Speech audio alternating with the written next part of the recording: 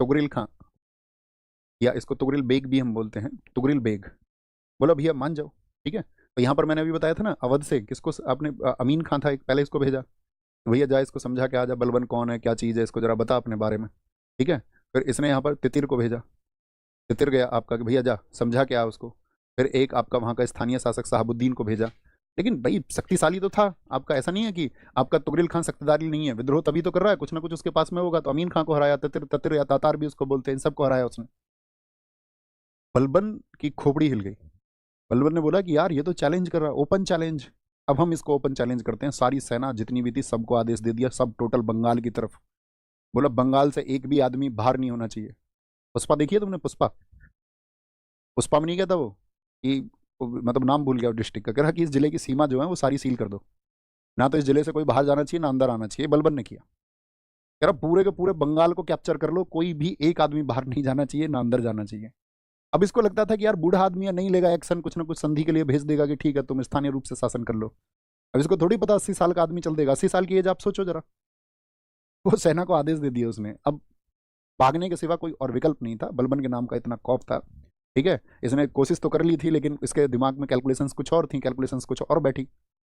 पूरे के पूरे बंगाल को कैप्चर किया गया, पूरे को, बंगाल बिहार सारे क्षेत्र को। ये दुबका फिरे सारे में। तुगरिल खां, इसने सोचा कि यार कैसी तो जान बचा दो कोई। बोला आएंगे बाद में पैर पकड़ लूंगा आकर के। अब इसकी सेना पागलों की तरह ढूंढ रही है, कह रहे कि बलबन को गिफ्ट देंगे इसकी गर्दन। सोचो तुम, जब लाखों सैनिक इस फिराक में हो कि इसकी गर्दन काटेंगे तो आदमी कहाँ बचेगा। अब उसने सोचा बेचारे ने कि भाई मृत्यु तो है, बेचारा भागता रहा भागता रहा भागता रहा 40 सैनिकों के साथ में। इसके सैनिक भी इसका साथ छोड़ गए, बोले चाचा हमें और मरवाओगे, उल्टा खुद तो मरोगे। अब इसको कैप्चर कर लिया गया, एक सैनिक इसको मार के लेके आया। अब इसको मार के लेके आया, बंगाल का बाजार लगता मुर्शिदाबाद, मुर्शिदाबाद में लेके आया इसको, मरा हुआ था ये। और बलबन के सामने लेके आए इसको कि जी ये रहा मरा हुआ, और हमने इसको मार दिया है। इनाम के चक्कर में रहते थे सब लोग, पकड़े जाने पर इनाम, जैसे पुलिस घोषित करती है ऐसे इनाम देते थे राजा पहले। पता नहीं क्या दे दे राजा, खुश होकर के शायद 50,000 बीघे जमीन दे दे, कुछ भी दे देते थे वो, उनका कुछ ज़्यादा थोड़ी था। तो इसने कहा कि भाई अकेला आदमी तो नहीं करेगा ये, तुगरिल खां अकेला नहीं था, अकेले आदमी की इतनी हिम्मत नहीं है। अब बाकी सबने तो सोचा भी नहीं होगा, सबने सोचा उसी को तो मारेगा जो लीडर है। भाई किसको मारेगा, जो लीडर है उसको मारेगा।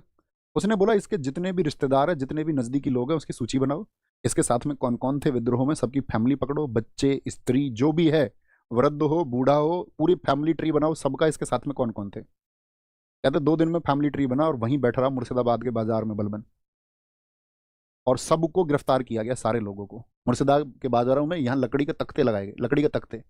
इतिहासकार बर्नी ने इसका वर्णन किया है, उसने कहा कि 2 माइल्स तक, 2 माइल समझ रहे हो, यानी कि लगभग 3 किलोमीटर, 1 माइल मतलब 1600 मीटर, 3200 मीटर, मतलब 3 किलोमीटर आप मान लो, 3 किलोमीटर तक लकड़ी के तख्तों की दीवार बनाई गई, लगभग 10-10 फीट ऊंची।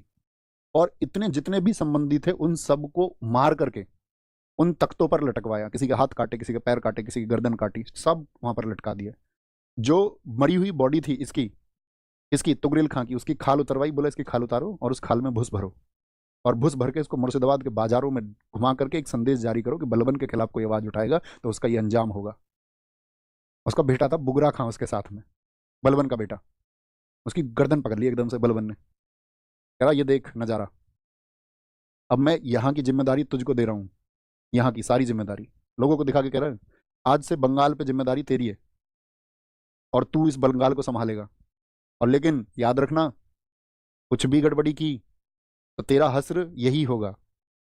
अब जो बुगरा खां है ना, वो आप ऐसे समझो आराम पसंद आदमी था बेचारा, मतलब जो इसका लड़का है, उसने मन ही मन में सोच ली कि दिल्ली के खिलाफ विद्रोह तो छोड़ो, दिल्ली का राजा भी नहीं बनूंगा।